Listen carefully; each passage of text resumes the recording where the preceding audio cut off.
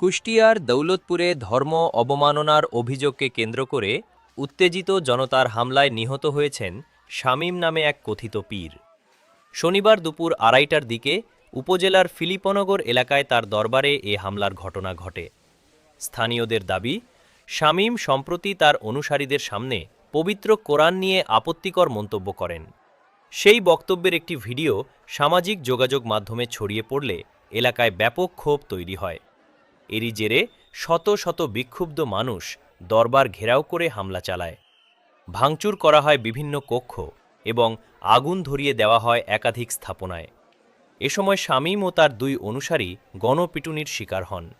গুরুতর আহত অবস্থায় তাদের উদ্ধার করে দৌলতপুর উপজেলা স্বাস্থ্য কমপ্লেক্সে নেওয়া হলে চিকিৎসাধীন অবস্থায় শামীম মারা যান। অন্য 2 জন বর্তমানে হাসপাতালে চিকিৎসাধীন রয়েছেন। ঘটনার পরপরই এলাকায় অতিরিক্ত পুলিশ মোতায়েন করা হয়। পরিস্থিতি এখন আইনশৃঙ্খলা বাহিনীর নিয়ন্ত্রণে রয়েছে বলে জানিয়েছে পুলিশ। এ ঘটনায় এলাকায় এখনও থমথম